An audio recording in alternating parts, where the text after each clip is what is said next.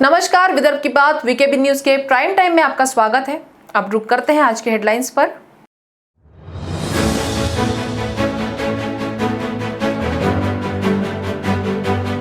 महाराष्ट्र विधानमंडल का मानसून सत्र 12 विधायकों के निलंबन की चढ़ा बलि। अंतिम दिन विपक्ष की प्रतीकात्मक विधानसभा। मुख्यमंत्री ने कहा, महाराष्ट्र की परंपरा के विपरीत विपक्ष रवैया।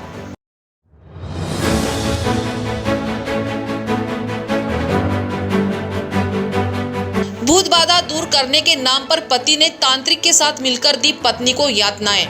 1.5 साल बाद मामला आया सामने। आरोपी पति और तांत्रिक के खिलाफ मामला दर्ज।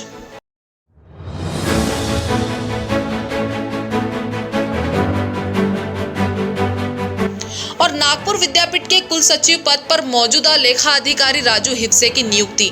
विद्यापीठ के आपसी संघर्ष पर आखिर लगा विराम।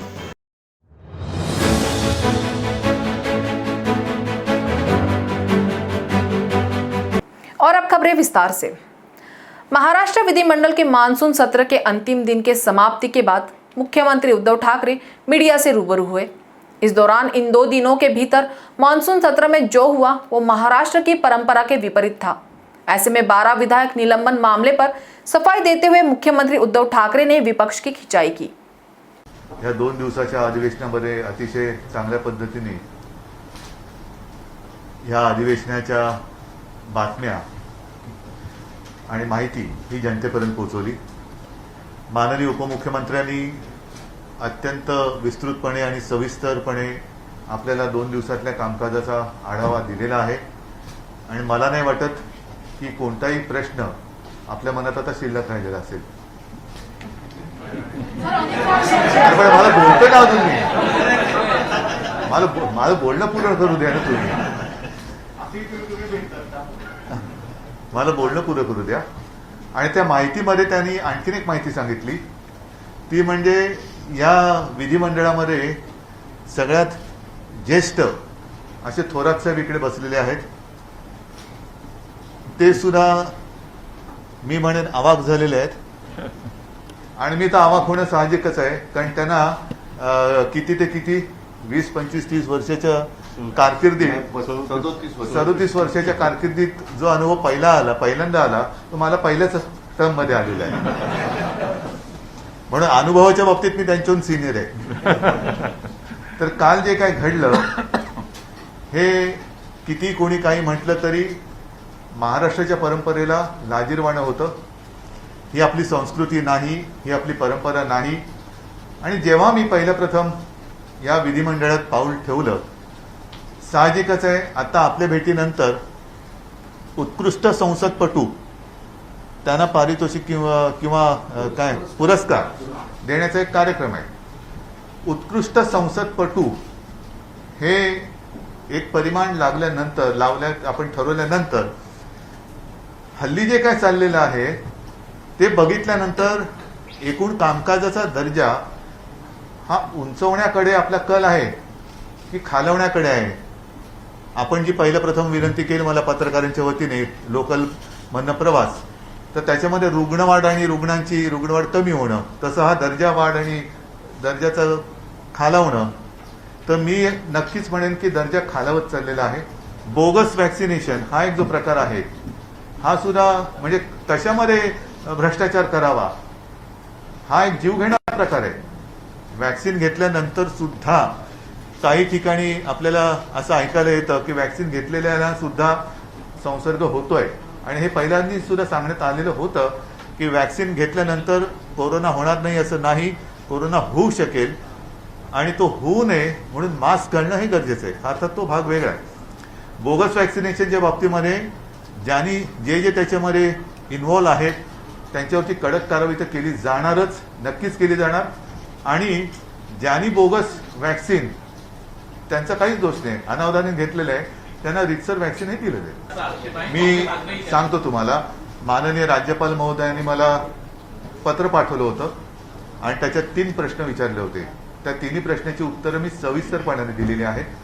अध्यक्षपदाच्या निवडणुकीबाबत आपल्याला सर्वांना कल्पना आहे की थोडं कठोर नियम हे महाराष्ट्र सरकार नुसतं लावत नाही तर अंमलबजावणी सुद्धा करते आहे।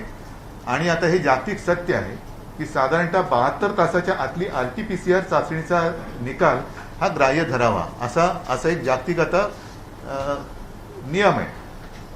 आणि तो जर का लक्षात घेतला तर माझी स्वतःची चाचणी मी आदल्या संध्याकाळी रविवारी केली आणि त्याच्यानंतर त्याचा सोमवारी सकाळी मला हातामध्ये रिपोर्ट आला. का केला? आळशीपणा म्हणून नाही, तर साहजिकच आहे, इतर सगळे कार्यक्रम होते आणि त्याच्यामुळे ते करायला मला संध्याकाळ झाली. हे जर मुंबईत राहणाऱ्या माझी म्हणजे मुख्यमंत्र्याची ही जर का अपरिहार्यता असेल तर गावागावातनं येणाऱ्या लोकप्रतिनिधींची सुद्धा चाचणी ते कुठे करणार, कशी करणार आणि त्यांचा रिपोर्ट कधी येणार, तो आल्यानंतर मग राज्यपाल महोदयांना निवडणुकीचा कार्यक्रम कळवावा लागतो. तो कळवल्यानंतर सर्व सदस्यांना तो कळवावा लागतो. त्यांनी मंजुरी दिल्यानंतर, तारखेची मंजुरी दिल्यानंतर, ती मंजुरी मिळाल्यानंतर ज्या दिवशी निवडणूक होणार असते त्याच्या पहिल्या दिवशी मध्यान्हापर्यंत अर्ज भरण्याची तारीख असते, मग अर्ज मागे घेण्याची वेळ असते आणि मग दुसऱ्या दिवशी मतदान असतं. म्हणजे हा साधारणतः 4 ते 5 दिवसाचा कालावधी हा त्याला लागणार आहे. आणि ही परिस्थिती लक्षात घेतल्यानंतर आम्ही राज्यपाल महोदयांना कळवलेलं आहे, ते कायदेशीर आहे की याच्यामध्ये कुठेही संविधानिक अडथळा आलेला नाही. उपाध्यक्ष महोदय तिकडे आहेत, तालिका आहे. ज्या वेळेला ही थोडी परिस्थिती आटोक्यात येईल असं वाटेल तेव्हा सगळी खबरदारी घेऊन आम्ही निवडणूक घेऊ. भूत बाधा दूर करने के नाम पर तांत्रिक की मदद से पत्नी को यातनाएं देकर यौन शोषण किए जाने के मामले में यशोधरा नगर पुलिस ने पति और पूर्व सैनिक से तांत्रिक बने मनीष वंजारी को गिरफ्तार किया है. 1.5 साल बाद ये मामला सामने आया है. पीड़ित महिला के पति की हार्डवेयर की दुकान है. वह काफी समय से परिजनों की मदद से पत्नी को यातनाएं देता है. वंजारी सेना से निवृत्त होने के बाद PNB में सुरक्षाकर्मी है. वह नरसाला में तांत्रिक के तौर पर चर्चित है. दिसंबर 2019 में पति तांत्रिक वंजारी के संपर्क में आया और वो अपनी पत्नी को वंजारी के पास ले जाने लगा. वह कथित तांत्रिक विधि करने के पहले वंजारी पीड़िता को भभूत देता था, जिसका सेवन करने के बाद पीड़िता को बेहोशी छाने लगती थी. अचित अवस्था में जाने के बाद वंजारी पीड़िता से पति के सामने ही आपत्तिजनक बर्ताव करता था. सर, हा जो प्रकार आहे म्हणजे 14 वर्ष झाले आहे लग्नाला. तेव्हा यांचा शारीरिक आणि मानसिक त्रास चालूच होता आणि हे नेहमी माझ्या घरचे लोक जे आहे, माझी सासू, माझा नवरा, हे नेहमी अंधश्रद्धेवर विश्वास करत होते आणि हे नेहमी आम्हाला म्हणजे मोहगाव देवी म्हणून एक स्थान आहे भंडाऱ्याला, तिथे न्यायचे आणि तिथे ते अंगारा वगैरे द्यायचे, ते चारायचे. मुलगा झाला पाहिजे यासाठी पण ते मला पेढे द्यायचे, माझ्या पोटाला हार बांधून मला रात्रभर झोपायला लावलं होतं. आणि मुलगा झाला तेव्हा पण यांनी मुलगी झाली पहिली मला 2008मध्ये, तेव्हा यांनी खूप तमाशा केला होता का मुलगी नाही हवी बा म्हणून, आणि तेव्हा मुलीला स्वीकारण्यास पण मनाई केली. त्यानंतर मग हे 13 वर्षापर्यंत हे इतकंच होतं, म्हणजे मानसिक आणि शारीरिक त्रास देणं. नंदा वगैरे येऊन मला खूप म्हणजे प्रताडित करायच्या. नेहमी आईवडिलावरून, अण्णावरून नेहमी मला बोलायच्या, तू अशीच आहे, आम्हाला चांगली उंच आणि चांगली अशी सळपातळ अशी हे पाहिजे होती, सुंदर पाहिजे होती मला भावजं, अशा माझ्या नंदा म्हणायच्या. आणि नेहमी अन्नावरून आणि माहेरच्यावरून मला नेहमी बोलत होतं, पण ते म्हणजे नेहमी 1 लाख 1.5 लाख असे मागायचे. पण यावेळेस त्यांनी आम्हाला 3 लाखाची मागणी केली माझ्या आईला, आता मागच्या वर्षी 2018मध्ये. तर माझ्या आईकडे म्हणजे पैसे नव्हते माझ्या आईकडे, तर मग यांनी माझ्या आईने 9 तोळे सोनं माझ्या पतीला दिलं बँकेत गिरवी ठेवायसाठी. तर ते त्यांनी गिरवी ठेवलं आणि आता त्यांची आई वगैरे आणि ते पण म्हणतात आणि हा तांत्रिक सांगत आहे त्यांना की त्यांचं सोनं द्यायचं नाही. तांत्रिक वंजारी के कहने पर पति भी पीड़िता को यातनाएं देने लगा. उसने पत्नी को अपने मायके से 9 तोले सोने के गहने लाने को कहा. पीड़िता को सदमे में देखकर उसकी विधवा माँ को संदेह हुआ. माँ ने जब पीड़िता को भरोसे में लिया तो उसने आप बीती बताई. इसके बाद परिजनों ने पति को जमकर फटकार लगाई. जीजाजी जो थे, इनके जीजाजी को मेरा नंबर किसी ने दिया था, तो उनके जीजाजी को मुझे कॉल आया था. ये 15 दिन से पुलिस स्टेशन में आके आना जाना इनका चालू था, मगर तकरार अभी तक हुई नहीं थी. मगर परसों के दिन मुझे कॉल आया कि मैडम अभी तक तकरार नहीं हुई, तो मैं उनको मिलने के लिए जाने वाली थी. तो वैसे मैंने एक पुलिस स्टेशन में थोड़ी जानकारी निकाली, तो उसमें मुझे पता चला कि दाखिल नहीं हुआ. तो तो मैंने इसको लड़की को बोली कि पीड़ित जो बच्ची है उसको बोली कि बेटा मैं मिलती हूँ। तो वो पुलिस स्टेशन में आई, एफआईआर दर्ज पीछे लेने के लिए बोली थी उसने, मगर उनको पता चल गया था कि ये हंगामा होगा करके उन्होंने एफआईआर दर्ज कर लिए। फिर बाद में कल ही दर्ज किए हैं, मगर और उसके बाद में लड़की को उसने अपनी भूल कबूल करते हुए यातनाएं नहीं देने का वादा किया था, लेकिन कुछ दिन बाद वह फिर से पत्नी को परेशान करने लगा। इसके बाद पीड़िता ने सामाजिक कार्यकर्ता सुनीता ठाकरे की मदद से शिकायत दर्ज कराई। पुलिस ने प्रकरण की जांच की, जिसके आधार पर आज पति और तांत्रिक मनीष वंजारी को गिरफ्तार कर मारपीट, प्रताड़ना, अप्राकृतिक कृत्य तथा जादू टोना कानून के तहत मामला दर्ज किया गया है। नागपुर विद्यापीठ के कुल सचिव पद पर मौजूदा वित्त व लेखा अधिकारी राजू हिफ्से की नियुक्ति की गई। ये पद 5 वर्षों के लिए होगा। इस नियुक्ति के साथ पिछले दिनों से अधिकारियों के बीच चला आ रहा आपसी संघर्ष पर विराम लग गया है। नागपुर विद्यापीठ में पिछले 6 महीने से भी अधिक समय से उक्त पद प्रभारी अधिकारी अनिल हिरेखन को सौंपा गया था, लेकिन उनकी प्रतिनियुक्ति को लेकर विवाद की स्थिति बनी हुई थी। पद के लिए कुल 37 उम्मीदवारों ने आवेदन किया था। चयन समिति के समक्ष 2 दिन तक साक्षात्कार लिए गए। इनमें राजू हिफ्से के नाम पर मुहर लगी। हिफ्से अब तक वित्त व लेखा अधिकारी के पद पर कार्यरत थे। प्रशासकीय दृष्टि से यह महत्वपूर्ण माना जाता है। महाराष्ट्र विधान भवन में विपक्ष द्वारा प्रतीकात्मक विधानसभा का आयोजन मंगलवार को किया गया। भाजपा विधायकों के निलंबन के बाद भाजपा द्वारा पीठासीन अधिकारी पर एकतरफा निर्णय लेने का आरोप लगाया है। सदन में विपक्ष की बात सुनी नहीं जाती, इसलिए नेता विपक्ष के नेतृत्व में भाजपा विधायक द्वारा विधानसभा की सीढ़ियों पर ही समानांतर विधानसभा का आयोजन किया गया। महाराष्ट्र विधानमंडल मानसून सत्र के पहले दिन 12 भाजपा विधायकों को बदसलूकी के मामले में निलंबित करने का विरोध मानसून सत्र के दूसरे दिन भी देखा गया और इस विरोध प्रदर्शन में भाजपा के विधायकों ने विधान भवन की सीढ़ियों पर प्रतीकात्मक विधानसभा का आयोजन कर लिया, जहां देवेंद्र फडणवीस ने सदन के भीतर भारतीय जनता पार्टी के विधायकों के निलंबन का निषेध करते हुए इसे अन्यायकारक बताया।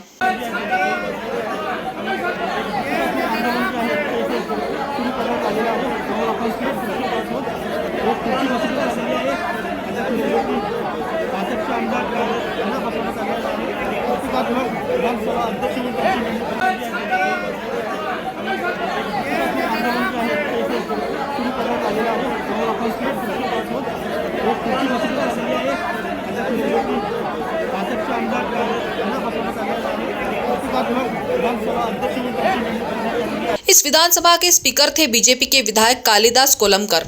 इस विधानसभा में नेता विपक्ष ने सरकार के खिलाफ ओबीसी आरक्षण के मुद्दे पर प्रस्ताव प्रस्तुत किया। या महाराष्ट्रात आणीबाणी लावण्याचा प्रकार हा सुरू केलेला आहे। आम्ही शांतपणे निदर्शनं करत असताना मार्शल पाठवून ज्या प्रकारे पत्रकारांना तिथनं हाकलण्याचं काम केलं, पत्रकारांचे कॅमेरे छीनण्याचं काम केलं, एक प्रकारे लोकशाहीची हत्या चाललेली आहे। या सरकारचा बुरखा फाटतोय, यांचा भ्रष्टाचार बाहेर येतोय। यांच्या भ्रष्टाचारामुळे संपूर्ण महाराष्ट्र जो आहे तो महाराष्ट्र पूर्णपणे या सरकारच्या विरोधात आहे। शेतकरी, शेतमजूर, महिला, ओबीसी, मराठा समाज, मागासवर्गीय सगळ्यांचा आक्रोश हा आम्ही मांडण्याचा प्रयत्न करतो। तर काल खोटे आरोप लावून आमच्या 12 लोकांना सस्पेंड केलाय। 100% खोटे आरोप आहेत आणि सभागृहाच्या खुर्चीवर बसून खोटं बोलण्याचं काम चाललेलं आहे। आणि आज शांतपणे आमचं या ठिकाणी प्रतिअधिवेशन सुरू होतं, परंतु त्या ठिकाणी मार्शल पाठवून आणि पुन्हा एकदा पत्रकारांवर दंडुलेशाही करण्याचा प्रयत्न केला आहे। आम्ही जाणीवपूर्वक त्या ठिकाणी मार्शलांची आम्हाला भांडण करायचं नाही, ते काही आमचे शत्रू नाहीत आणि म्हणून आम्ही निर्णय घेतला आमचं अधिवेशन तर चालेल, पण जर ते प्रेसला त्या ठिकाणी हाकलून देत असतील, प्रेसचे कॅमेरे छीनत असतील, तर प्रेस रूम मध्ये आम्ही आता आमचं अधिवेशन या ठिकाणी चालवू। आपल्याला सगळ्यांना विनंती आहे, आता या लोकशाहीमध्ये लोकशाहीचा एक स्तंभ आम्ही आहोत आणि एक स्तंभ तुम्ही आहात आणि या दोन्ही स्तंभांना जर कुलूप लावण्याचं काम ठाकरे सरकार करणार असेल तर तुम्हाला आणि आम्हाला जिवंत व्हावं लागेल, जागृत व्हावं लागेल। आणि म्हणून आपल्याला विनंती आहे, आम्ही आता शांतपणे पुन्हा आमची विधानसभा या ठिकाणी सुरू करतोय। आपल्या सगळ्यांचं सहकार्य आम्हाला हवं आहे। आम्ही पहिले आमची अरेंजमेंट करतो, त्यानंतर तुम्ही देखील त्या ठिकाणी हा सगळा आवाज सोमवार को नागपुर के जरीपटका परिसर के अवनी ज्वेलर्स में हुई डकैती मामले में 2 आरोपियों को कटनी से गिरफ्तार कर लिया गया है, जबकि 2 आरोपी भागने में कामयाब हो गए हैं। ऐसी जानकारी नागपुर शहर पुलिस आयुक्त अमितेश कुमार ने दी है, जिनसे डकैती किया गया माल बरामद किए जाने की जानकारी पुलिस आयुक्त ने दी है। शहर के जरीपटका परिसर में दिन दहाड़े हुई डकैती का पर्दाफाश नागपुर पुलिस ने 24 घंटे के भीतर कर लिया है। मंगलवार को नागपुर पुलिस आयुक्त अमितेश कुमार ने प्रेस कॉन्फ्रेंस में जानकारी दी। गौरतलब है कि दिन दहाड़े हुई सोमवार को डकैती से पुलिस प्रशासन की कार्यप्रणाली पर सवाल खड़े हो गए थे, जिसे देखते हुए मध्य प्रदेश पुलिस की सहायता लेते हुए नागपुर पुलिस ने कटनी और जबलपुर के बीच इन आरोपियों को प्रेम लॉज में ट्रैप किया और पीछा करके धर दबोचने की जानकारी दी। कल जरीपटका में दोपहर में 2:30 बजे के आसपास एक रॉबरी की घटना हुई थी, जिसमें 4 लोग आए थे और ज्वेलरी शॉप से ज्वेलरी और कैश लेके गए थे। इमीडिएटली नागपुर सिटी पुलिस की टीम, जोन 5 की टीम, क्राइम ब्रांच की टीम इमीडिएटली इन्वेस्टिगेशन पे लगे थे और अंदाजन 82 जगह के सीसीटीवी फुटेजेस, 400 आवर्स के ज़्यादा ड्यूरेशन के फुटेजेस ये अगले 3 से 4 घंटे में तपासे गए थे। और उसके बाद ऐसा जो अलग अलग स्टेट बॉर्डर रोड्स हैं उस तरफ अलग अलग टीम्स को प्री पोजीशन किए गए थे। और इस सीसीटीवी फुटेजेस के बाद ऐसा निष्पन्न हुआ कि ये आरोपी एक आरोपी इसमें के एक महिला मित्र के साथ 1 तारीख को इस जगह पे रेकी करने के लिए आए थे और वो मध्य प्रदेश के बॉर्डर पॉइंट्स, टोल नाका पॉइंट्स पे उनकी सीसीटीवी फुटेजेस दिखी थी। तो ये मध्य प्रदेश की तरफ गए हैं, ऐसा निष्पन्न शाम को करीब 7, साढ़े 7 के आसपास तक हुआ था। ये जो रेकी करने आए थे, इनको जब फॉलो किया गया तो ये एक एटीएम में जाकर कुछ पैसा विड्रॉल किए, ऐसा सीसीटीवी फुटेज पे जानकारी मिली। उसके बाद उस एटीएम से डिटेल्स और बैंक से बाकी डिटेल्स रात को काफ़ी लेट तक वो डिटेल्स बैंक से प्राप्त हुए और उससे ये निष्पन्न हुआ कि ये आरोपी फ़िलहाल टेक्निकल इंटेलिजेंस के मदद से ये निष्पन्न हुआ कि वो जबलपुर और कटनी के बीच में, कटनी से 40 किलोमीटर पहले और जबलपुर से आगे ये एक लॉज में, प्रेम लॉज में रुके हुए हैं, ऐसा निष्पन्न हुआ। हमारी टीम जो शिवनी में थी उसको उस स्पॉट पे पहुंचने में मिनिमम 6 घंटे के समय लगने वाला था। उतना समय बर्बाद करना उपयुक्त नहीं था क्योंकि हमें शंका थी कि ये लोग उत्तर प्रदेश के दिशा में जा रहे हैं। हमने इमीडिएटली और हमारे ऑफिसर्स ने, जो भी हमारे बैचमेट्स और फ्रेंड्स मध्य प्रदेश पुलिस में हैं, उनसे मदद ली गई और रात को जबलपुर और कटनी पुलिस की जॉइंट टीम ने ऑपरेशन की और आरोपी ये प्रेम लॉज से निकल के जा रहे थे। वहाँ पे मोटरसाइकिल ने चेज़ उनको शुरू किया। एक मोटरसाइकिल ने कटनी पुलिस की मोटरसाइकिल के गाड़ी से धड़क लगी उनको और 2 लोग गिरे। वहाँ एक आरोपी का पैर फ्रैक्चर हुआ है, दूसरे को कुछ इंजरीज़ है। उन लोगों को ताबे में लिया गया है। दूसरी मोटरसाइकिल को दूसरी टीम करीब 20 किलोमीटर तक चेज़ करी, लेकिन वो आगे मोटरसाइकिल छोड़ के वो जंगल में चले गए। उनकी सर्च ऑपरेशन अभी भी शुरू है। जो अरेस्ट आरोपी हैं उनके पास से कुछ कैश, एक रिवॉल्वर, कुछ लाइव राउंड्स और कुछ सिल्वर और कुछ छोटे अमाउंट के गोल्ड ज्वेलरी रिकवर किए गए हैं। आगे की तपास इसमें शुरू है। इस पूरे टीम में जो एक टीम वर्क पूरी रात जो हमारे 4 डीसीपीज़, 2 एडिशनल सीपीज़, ये लोग और उनके मध्य प्रदेश के काउंटर पार्ट्स, इन्होंने जो मिल के ये टीम वर्क को किया, इससे आरोपी मिलने में सफलता प्राप्त हुई है। इसमें पूरी टीम जो इसमें काम की है उनको 1 लाख रुपए का कैश रिवॉर्ड दिया गया है। महाराष्ट्र विधानमंडल में भाजपा के 12 विधायकों के निलंबन के मुद्दे पर आज मंगलवार को भारतीय जनता पार्टी ने नागपुर में राज्य सरकार का पुतला फूंका। महल के बड़कस चौक पर आयोजित विरोध प्रदर्शन में भाजपा के प्रदेश महासचिव चंद्रशेखर बावनकुले ने 12 विधायकों के निलंबन वापस लेने की मांग करते हुए इसे अन्यायपूर्वक बताया। ये प्रदर्शन है राज्य की महाविकास आघाड़ी सरकार के विरोध में, जिसने कल विधानमंडल से भाजपा के 12 विधायकों को निलंबित कर दिया। ये विरोध है उस मुद्दे पर जिसे भारतीय जनता पार्टी ने अपनी प्रतिष्ठा का विषय बना लिया है। ये विरोध प्रदर्शन है उस समाज के लिए जिसे अन्य पिछड़ा वर्ग कहा जाता है, जिसे हम ओबीसी कहते हैं और जिसका राजकीय आरक्षण रद्द कर दिया गया है। भारतीय जनता पार्टी ने मंगलवार को पूरे राज्य भर अपने 12 विधायकों के निलंबन के विरोध में आंदोलन शुरू कर दिए हैं, जिसके तहत नागपुर के बड़कस चौक पर महाविकास आघाड़ी सरकार का पुतला फूंक राज्य सरकार के विरोध में जोरदार नारेबाजी की।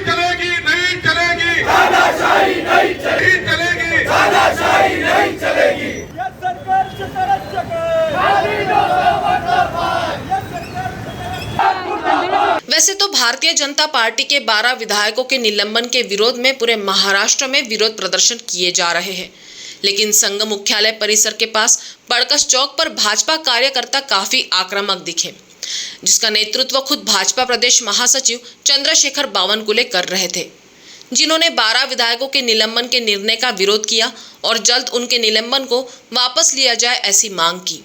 निर्णय के खिलाफ है। ओबीसी के लिए सुप्रीम कोर्ट ने कहा ओबीसी का डेटा सरकार ने तैयार करना चाहिए, महाराष्ट्र सरकार ने तैयार करके आरक्षण देना चाहिए, लेकिन ये सरकार ने जो ठहराव लाया वो केंद्र सरकार के ऊपर उंगली दिखा के लाया है, जिसका सुप्रीम कोर्ट ने कहा है कि महाराष्ट्र सरकार करे। ये ठहराव संवैधानिक नहीं है, ये ठहराव सुप्रीम कोर्ट का अपमान करने वाला है, ये ठहराव ओबीसी के खिलाफ है। ये सरकार को 2022 के सारे चुनाव विदाउट ओबीसी आरक्षण लेना है, ओबीसी के गरीब आदमी के जगह धन दान वाले लोगों को लाना है, अपने वहाँ पे पैसे वाले लोगों को फिट करना है। ये सरकार माननीय मुख्यमंत्री उप मुख्यमंत्री ये आरक्षण को दबाना चाहते हैं, बड़ा ओबीसी समाज का मुंह बंद करना चाहते हैं। हम ये सरकार को नहीं छोड़ेंगे, हम ये सरकार के खिलाफ पूरे महाराष्ट्र में आंदोलन करेंगे और जब तक 12 एमएलए को वापस नहीं लेंगे तब तक आंदोलन चलता रहेगा। नहीं, ये महाराष्ट्र सरकार पहले दिन से राजनीति कर रही है, राजनीति करके बीजेपी को बदनाम करना चाहती है।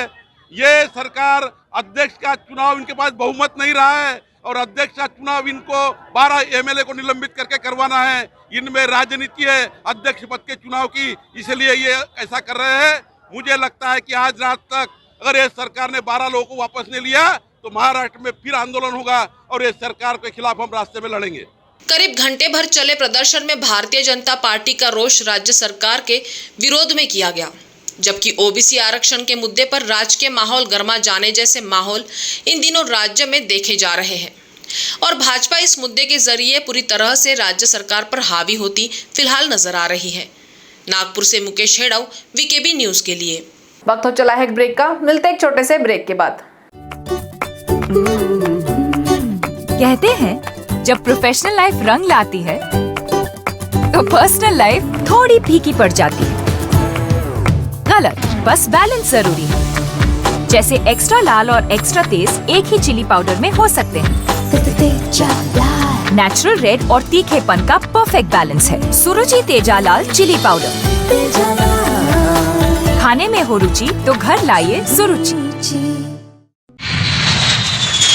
अपने सपनों की उड़ान भरने की इच्छा तो हर किसी की होती है, पर पंख भी तो मजबूत होने चाहिए जो देता है flywheel aviation academy. Flywheel aviation academy एक ऐसा इंस्टीट्यूट है जहां पर एयरलाइंस एंड एयरपोर्ट हॉस्पिटैलिटी और टूरिज्म मैनेजमेंट, साथ ही यहां campus interview, guidance by industry expert, practical training at airport, expert faculty, personal grooming जैसे कई सारे बेनिफिट्स आप पा सकते हैं। Flywheel aviation academy, 1 degree, 3 job opportunities. Flywheel Aviation Academy gives you a degree or diploma with a job. Flywheel Aviation Academy, 365 Gandhinagar, LAD College Square, beside Karnataka bank, Nagpur.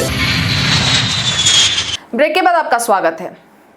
विधायक निलंबन मामले में हिंगना में भारतीय जनता पार्टी द्वारा भी विरोध प्रदर्शन किया गया।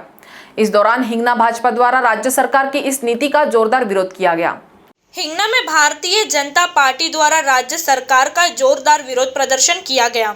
मुंबई में ओबीसी आरक्षण के मुद्दे पर 12 विधायक निलंबन मामले पर पूरे राज्य भर प्रदर्शन किए गए।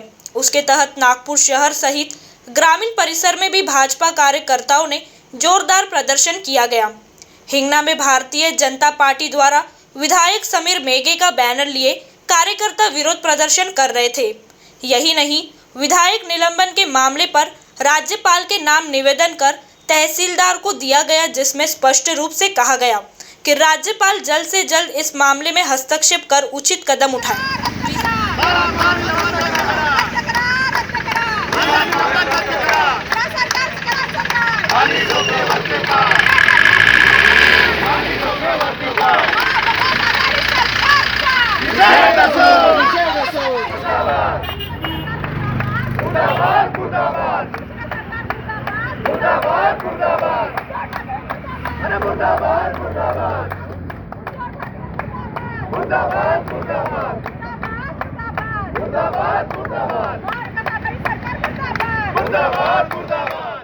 नागपुर में बहुजन मुक्ति पार्टी द्वारा ऊर्जा मंत्री नितिन राउत के निवास स्थान परिसर में बिजली बिल माफ करने की मांग को लेकर प्रदर्शन किया गया।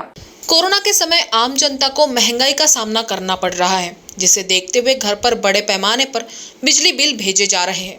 इन बिजली बिलों को माफ कर गरीब जनता को परेशानियों से निजात दिलाने की मांग को लेकर नागपुर में ऊर्जा मंत्री के निवास स्थान परिसर में कंदिल भेट आंदोलन बहुजन मुक्ति पार्टी द्वारा किया गया, जहां बिजली बिलों को माफ करने की मांग आंदोलनकर्ताओं ने की।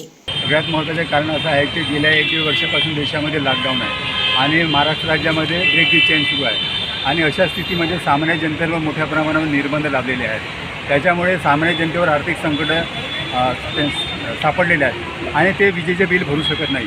तर ऊर्जा मंत्री आणि आघाडी सरकारचे कर्तव्य किंवा जबाबदारी आहे की त्यांनी सामान्य जनतेचे विजेचे बिल माफ करायला पाहिजे होतं, परंतु त्यांनी तसे केलेलं नाही।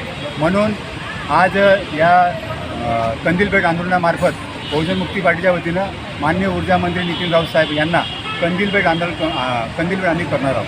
नागपुर के बागल अखाड़ा परिसर में एक ही परिवार के 5 लोगों का दिल दहलाने वाला हत्याकांड आलोक माटुरकर जैसे भेड़ियों से सावधान रहने की चेतावनी समाज को दे गया है, क्योंकि इसी आलोक माटुरकर ने जीजा और साली के रिश्ते को इस कदर कलंकित किया है कि उसे बरसों तक भुलाया नहीं जा सकेगा।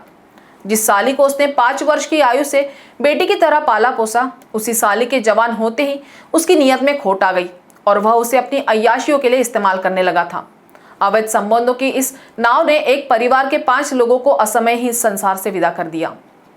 यह घटना नागपुर शहर में 20 जून की रात की है, जब पाचपावली के बागल अखाड़ा परिसर जैसे घनी बस्ती में 45 वर्षीय आलोक माटुरकर ने पत्नी विजया, 12 वर्षीय बेटे साहिल, 15 वर्षीय बेटी परी, साली अमीषा बोबड़े और सास लक्ष्मी बोबड़े की क्रूरतापूर्वक हत्या कर दी थी।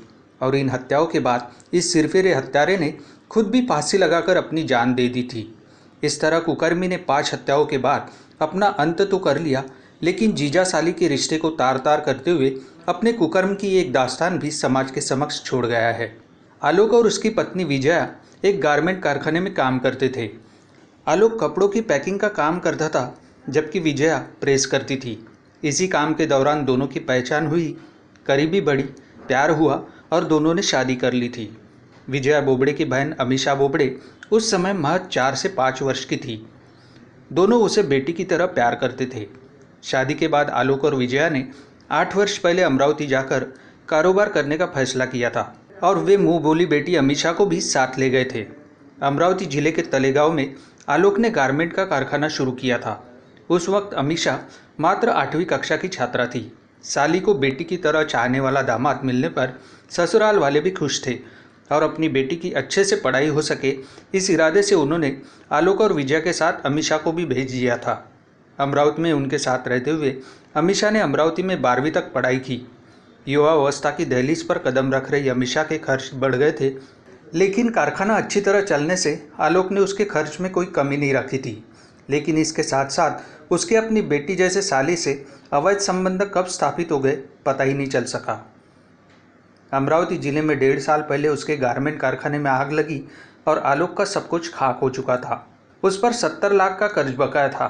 इससे मायूस होकर आलोक ने नए सिरे से कारोबार शुरू करने का फैसला किया और परिवार के साथ नागपुर लौटा।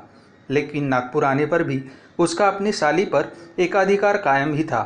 इससे अमीषा को बहुत चिढ़ होती थी और अपने जीजा का उसके निजी जीवन में दखल उसे नहीं भाता था। इसी कारण परिवार में अक्सर विवाद होते थे। 20 जून को भी ऐसा ही विवाद हुआ और आलोक ने सबसे पहले अपनी साली की हत्या कर डाली। इसके बाद यह राज खुलने के डर से सास, पत्नी, बेटे व बेटी का भी कत्ल कर डाला। वह इतना मायूस हो चुका था कि बाद में उसने फांसी लगाकर अपनी जान दे दी। इस वारदात ने सबको दहला कर रख दिया, जबकि जीजा साली के रिश्ते को भी कलंकित कर दिया, जिसे भुला पाने में नागपुर वासियों को बरसों लग जाएंगे। नागपुर ग्रामीण परिसर में होने वाले जिला परिषद और पंचायत समिति के उपचुनाव में भारतीय जनता पार्टी द्वारा सभी सीटों के लिए उम्मीदवारी घोषित की है, जहां पूरी शक्ति के साथ इन उपचुनाव में जीत का दावा भारतीय जनता पार्टी के जिलाध्यक्ष अरविंद गजभिये ने किया है। नागपूर जिल्ह्यामध्ये जिल्हा परिषदेच्या निवडणुका आणि पंचायत समितीच्या पोटनिवडणुका होऊ घातलेल्या आहेत। या संपूर्ण निवडणुकीमध्ये भारतीय जनता पक्षाने कंबर कसलेली असून संपूर्ण 16ही जिल्हा परिषद सर्कलमध्ये व 31ही पंचायत समिती सर्कलमध्ये आम्ही संपूर्ण कार्यकर्त्यांच्या बैठकी आयोजित करून त्या बैठकीच्या माध्यमातून कार्यकर्त्यांचं मनोगत जाणून घेतलेलं आहे आणि त्यामुळे कार्यकर्त्यांच्या मनाप्रमाणे आपण संपूर्ण 16ही जिल्हा परिषद सर्कलमध्ये व पंचायत समिती सर्कलमध्ये उमेदवारी निश्चित केलेली आहे आणि त्यामुळे या जिल्ह्यातल्या या 16ही जिल्हा परिषद सर्कलमध्ये व 31ही पंचायत समिती सर्कलमध्ये भारतीय जनता पक्षांची संपूर्ण कार्यकर्त्यांची फौज यामध्ये आपल्याला म्हणजे या निवडणुकीमध्ये कामाला लागणार आहे आणि या निवडणुकीच्या निमित्ताने आम्ही संपूर्ण या 16ही जिल्हा परिषद सर्कलमध्ये व 31ही पंचायत समिती सर्कलमध्ये भारतीय जनता पक्षाचा झेंडा रोवू अशा प्रकारचा विश्वास या प्रसंगी व्यक्त करतो। आमचे नेते आदरणीय नितीनजी गडकरी साहेब, आदरणीय देवेंद्रजी फडणवीस साहेब, आदरणीय चंद्रशेखरजी बावनकुळे साहेब, जिल्ह्याचे माजी अध्यक्ष डॉक्टर राजूजी पोद्दार साहेब, अशोकराव मानकर साहेब, अशोकराव धोटे साहेब आणि संपूर्ण भारतीय जनता पक्षाचे संपूर्ण आजी माजी आमदार,